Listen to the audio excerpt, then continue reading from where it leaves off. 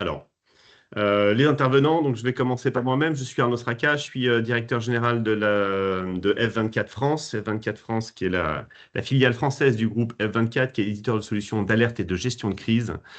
Et on intervient donc sur toutes ces problématiques de résilience, de notification d'urgence et de gestion de crise. Et je laisse Lucie et Sandrine se présenter. Bonjour Lucie. Merci Arnaud. Bonjour à tous, Lucie Canard, je suis spécialiste crise et résilience chez PwC. Donc dans l'équipe, on accompagne nos clients à se préparer et à répondre à tout type de crise. Et je suis accompagnée aujourd'hui de Sandrine.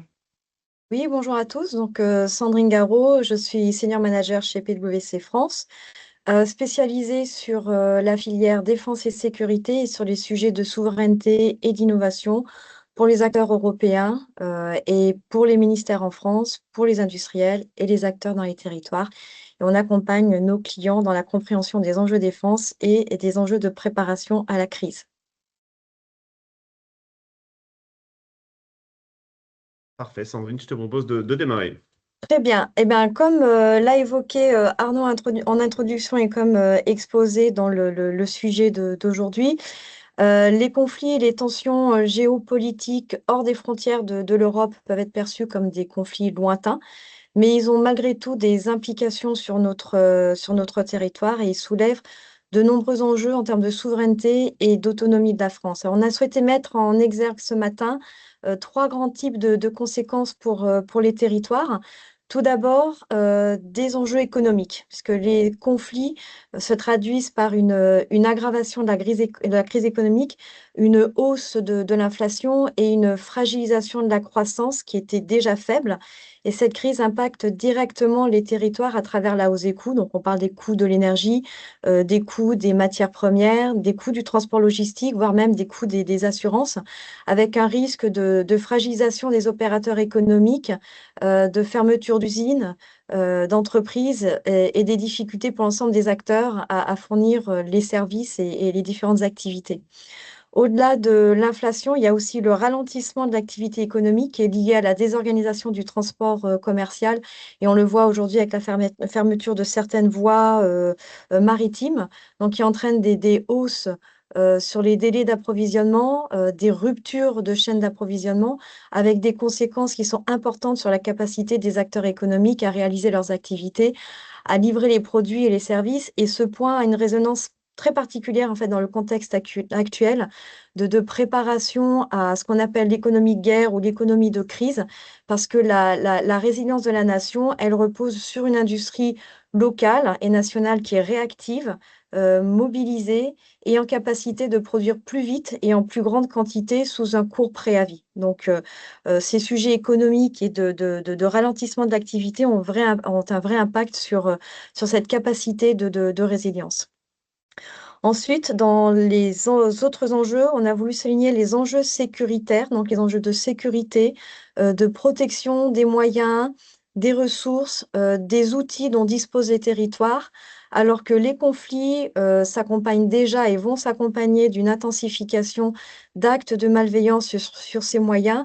L'objectif étant clairement de désorganiser l'économie nationale et affaiblir la capacité de réponse et de soutien de la nation à une crise internationale majeure. Et l'enjeu pour les territoires, c'est bien d'anticiper et de minimiser les risques qui se situent principalement à deux niveaux.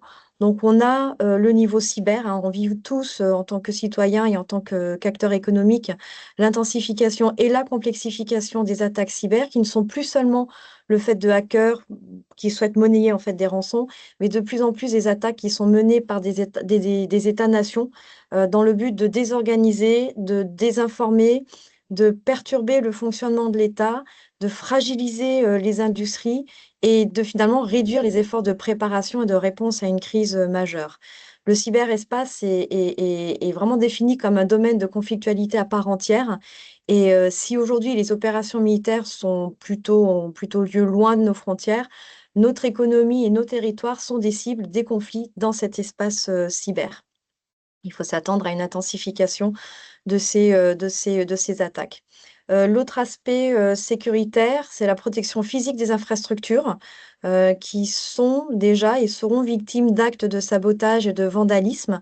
On parle des opérateurs vitaux, tels que les infrastructures énergétiques, les infrastructures de transport, de communication, les hôpitaux, mais on parle aussi d'autres opérateurs qui ne font pas partie des OIV, mais qui seront critiques. On parle des usines, des centres de R&D, des centres de réparation de maintenance, qui constituent autant de cibles d'actes de sabotage, toujours dans cet objectif de fragiliser un tissu économique et une capacité à répondre à une crise majeure. On a tous entendu parler des sabotages sur les câbles sous-marins en mer Baltique. On a certains industriels qui nous font remonter des cas d'incendies répétés, hein, d'usines de sous-traitants dont l'origine criminelle est clairement établie avec un lien avec le conflit russo-ukrainien. L'objectif étant de réduire cette capacité des industriels à fournir les équipements. Donc l'enjeu pour les territoires, c'est d'anticiper ces risques et de protéger leurs actifs et leurs industries, parce que la résilience de la nation, elle repose aussi sur la disponibilité et le bon fonctionnement à tout moment des moyens dans les territoires pour assurer la continuité des activités en situation de crise. Le troisième domaine d'enjeu que l'on souhaitait souligner ce matin, ce sont les enjeux organisationnels.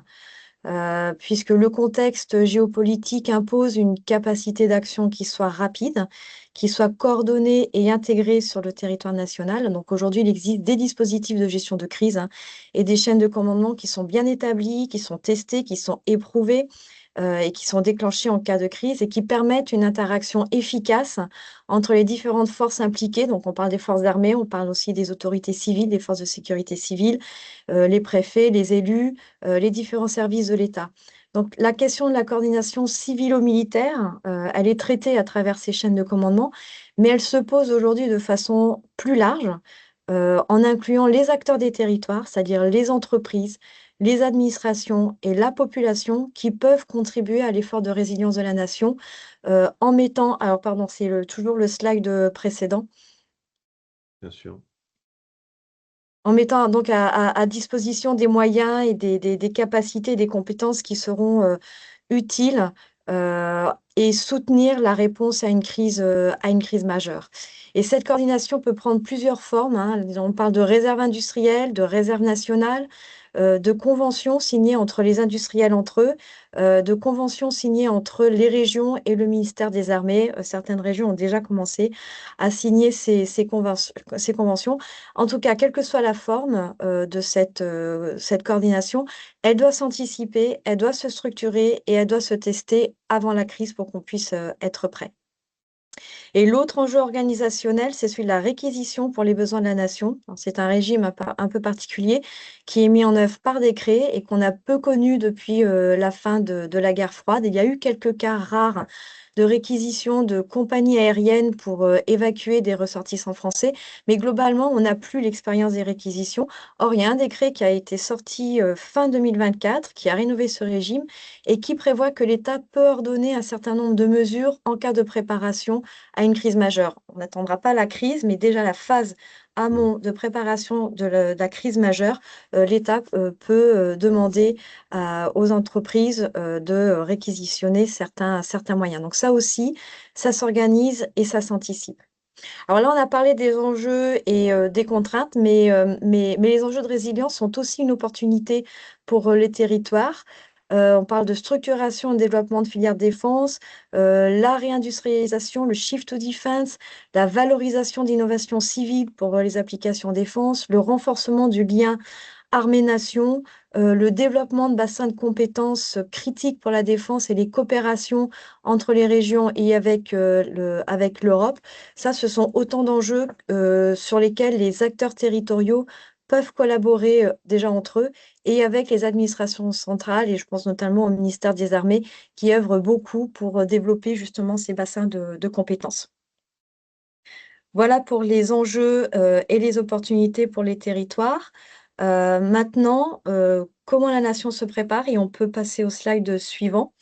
Alors, avec la succession des conflits majeurs autour de l'Europe, l'intensification des menaces, et aussi plus récemment le changement de la posture, hein, de la diplomatie américaine, il y a une vraie prise de conscience générale depuis l'Europe jusqu'au territoire, et les territoires souhaitent aujourd'hui participer à l'effort de résilience de la nation. En France, il y a plusieurs initiatives qui ont été lancées depuis environ 5 ans, et là je détaille le bloc de gauche qui est plutôt sous un prisme défense. D'abord, le budget défense a augmenté pour renforcer les capacités et combler les trous capacitaires. Ensuite, il y a eu des travaux lancés par le ministère des Armées et les industriels de la défense qui ont été ouverts ensuite aux industriels du civil sur l'économie de guerre, et certains d'entre vous en ont peut-être entendu parler ou y ont participé. L'objectif étant de mettre à plat tous les modes de fonctionnement à faire évoluer pour être prêt en cas de crise majeure, que ce soit sur le territoire européen ou en cas d'engagement des forces françaises en soutien d'un engagement proche de l'Europe. Donc, toutes les mesures et les modes de fonctionnement à faire évoluer sur les plans de l'organisation, des contrats, des aspects juridiques, les aspects industriels aussi, notamment sur les aspects de montée en cadence et de capacité à accélérer la production. Et par ces travaux, il y a plusieurs mesures de simplification qui ont été définies et qui sont en cours de mise en œuvre. En parallèle, il y a également la direction de l'industrie de défense qui a été créée au sein du ministère des Armées, qui est représentée en région par des attachés d'industrie de défense, dont la mission est d'identifier les compétences clés des territoires qui peuvent être mises au service de ce qu'on appelle le réarmement, de sensibiliser les entreprises civiles aux enjeux de défense et de souveraineté, et qui œuvrent de façon très active à sensibiliser et à mettre en contact et en synergie les différentes entreprises du civil et de la défense pour créer, développer et innover. Et dernier point aussi que je souhaitais souligner, c'est que les industriels sont invités depuis très récemment à participer à des exercices de gestion de crise et des exercices militaires de préparation et de soutien à un engagement. Je pense que vous avez tous entendu parler de Orion, donc, qui a lieu actuellement et qui se termine au mois de mars, fin mars. Ce type d'exercice, jusqu'à présent, était purement militaire, et aujourd'hui, les industriels sont intégrés pour pouvoir justement jouer la montée en puissance du côté des acteurs économiques et des acteurs publics. Voilà, donc en élargissant au-delà de la défense pure, la France a adopté une posture de résilience nationale, et je vais laisser Lucie présenter cette posture. Merci à vous. Merci Sandrine. Oui, finalement, ce qu'on comprend bien, si on peut juste rester sur la slide précédente quelques minutes, Arnaud, s'il te plaît, pour détailler la posture de résilience nationale, merci beaucoup. Évidemment, le rôle de la défense, il est incontestable dans ces conflits géopolitiques, mais ce qui est en train d'émerger comme un consensus assez évident, c'est que le civil sera un facteur de succès dans la résilience de la nation. Et c'est ce qui transparaissait dans ce que présentait Sandrine juste avant. Et d'ailleurs, sous l'impulsion du cabinet du Premier ministre, le SGDSN a été saisi pour établir en 2022 une stratégie nationale de résilience. Cette stratégie nationale de résilience, elle a été établie autour de trois objectifs prioritaires. Le premier, évidemment, c'est le rôle de l'État dans la préparation face aux crises.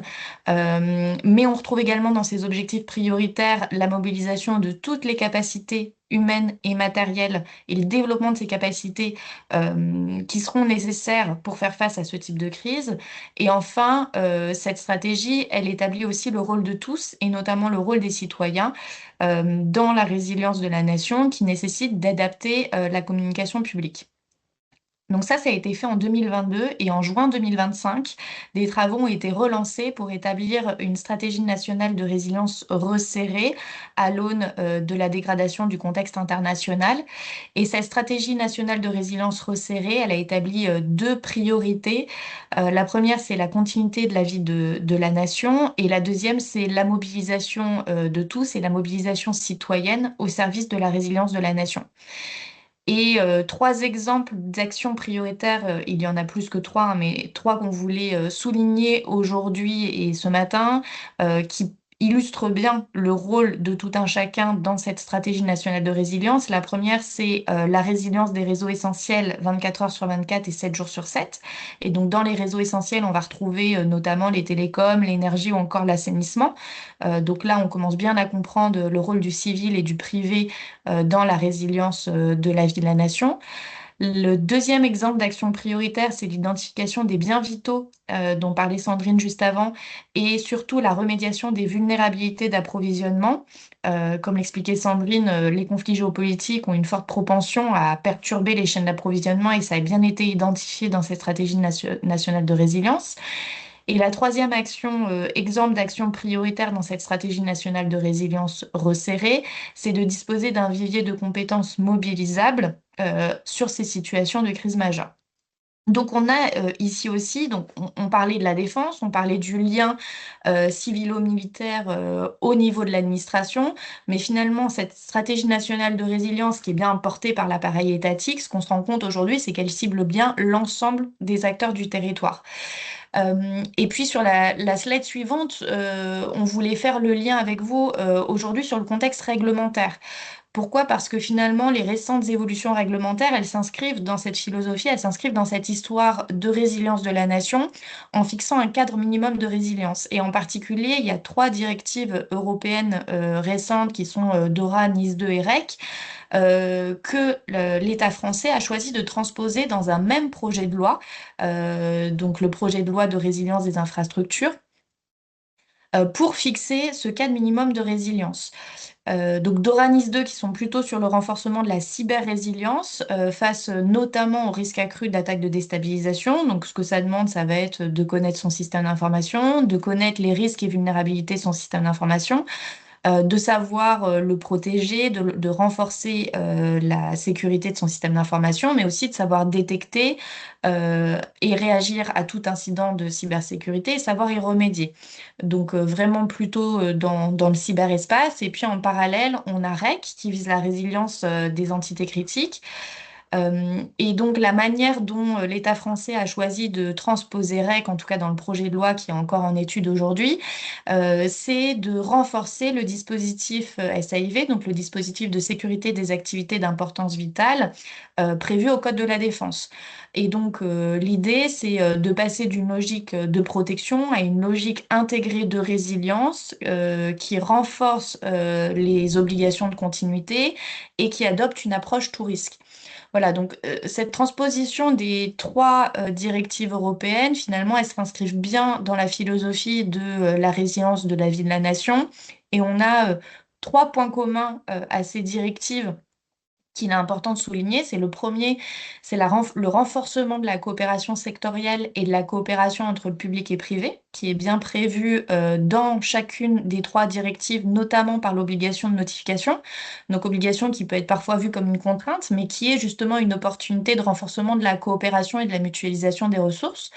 Le deuxième point commun de ces 3 directives, c'est le renforcement de la maîtrise du risque de la chaîne d'approvisionnement, qui est vraiment établi comme une priorité et un pilier dans chacune des directives.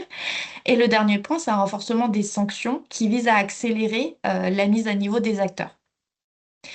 Voilà, donc on retrouve bien ici l'illustration du contexte réglementaire qui s'inscrit dans cette même histoire de renforcer la résilience de la nation. Et concrètement, sur la slide suivante, comment est-ce que on peut se préparer? Comment est-ce que moi, collectivité, comment est-ce que moi, industrie ou organisation privée, je peux préparer à faire face à ce type de situation? Donc, ça va évidemment, en fait, ça va commencer par comprendre son rôle. C'est-à-dire, dans ce contexte géopolitique, comment est-ce que moi, je me situe? Est-ce que je peux être impactée parce que j'ai des opérations sur les lieux de conflit, auquel cas je vais plutôt avoir des enjeux sécuritaires et des enjeux de continuité d'activité à traiter? Est-ce que je peux être impactée parce que ma chaîne d'approvisionnement peut être compromise du fait des tensions géopolitiques? Donc là, on est aussi clairement sur une logique de continuité d'activité en maîtrisant le risque de sous-traitance de ces activités. Ou alors, même sans aucun de ces risques, est-ce que je peux être impactée parce que j'ai un rôle à jouer dans la résilience de la vie de la nation? Et auquel cas, quel est mon rôle au vu de mon activité, au vu des services et des produits que je livre? Exemple, ce qu'on a pu voir récemment ou moins récemment, secteur de la santé, on a pu observer des mobilisations pour le déploiement de postes médicaux avancés sur les lieux de conflit. Secteur pharmaceutique, on a pu voir des mobilisations pour la préparation et l'envoi de médicaments. Secteur du transport, on a pu voir des mobilisations pour acheminer les ressources sur les lieux de conflit. D'ailleurs, secteur du transport, ça fait partie des points qui ont été testés dans ce fameux exercice Orion dont Sandrine parlait juste avant, pour inclure le civil et les industriels dans l'effort de préparation. Donc, ce qu'il faut faire, c'est comprendre son rôle, analyser les risques et vulnérabilités qui sont propres à son rôle. Ce qu'on voit aussi, c'est la mise en place de cellules de surveillance et d'anticipation. La préparation, évidemment, de la réponse. Donc, organiser, déployer la réponse, ça veut dire quoi? Ça veut dire, évidemment, on va penser aux dispositifs traditionnels de plan de gestion de crise, de plan de continuité d'activité. Mais au-delà, ça va être de se préparer à mobiliser ses compétences et ses ressources. Si on prend un autre exemple, alors qui n'est pas un conflit géopolitique, mais qui illustre bien l'effort de mobilisation nationale, pendant le Covid, on avait des industriels du luxe qui ont été amenés à détourner leur chaîne de production pour produire des gels hydroalcooliques. Donc voilà, quand on parle vraiment à cet effort de mobilisation, à cet effort de réserve, c'est à ça qu'on pense, c'est comment est-ce que moi je peux avoir un rôle à jouer dans la résilience de la nation. Un déploiement qui passe évidemment par des exercices et des tests, mais qui peut aussi passer par un outillage pour rendre ces dispositifs concrets et pilotables. Et là, je pense qu'Arnaud, tu auras davantage à raconter sur comment l'outillage peut jouer un rôle sur la résilience de la nation. Effectivement, merci Lucie. C'est très intéressant. On a eu un éclairage très défense puis civil. L'idée aussi de ce webinaire, c'est de pouvoir proposer des solutions concrètes, pouvoir vous proposer des outils opérationnels de résilience. Moi, je représente effectivement F24 avec sa solution de solution SaaS qui permet de s'entraîner, t'en parlais Lucie. Être résilient, c'est aussi pouvoir anticiper, pour être capable de réaliser les exercices de crise, pour être certain qu'on est en capacité de mobiliser ses collaborateurs. C'est aussi le travail de chacun. D'anticiper les incidents et les crises, on va en parler un tout petit peu plus tard. Il y a certains champs qu'on peut anticiper et pour lesquels, pour ça, il est utile d'être équipé. Mobilisation du personnel, vous allez le voir et on va en reparler. Ça paraît évident depuis que les frappes se sont intensifiées au Moyen-Orient. Nombreuses entreprises ont voulu rapatrier leur personnel et l'ont fait. Et avant tout, il a fallu communiquer, mobiliser. Donc, c'est loin d'être anodin. Évidemment, répondre aux crises et à les gérer. Donc, il y a des solutions qui sont concrètes et qui permettent de proposer cette solution, proposer ça.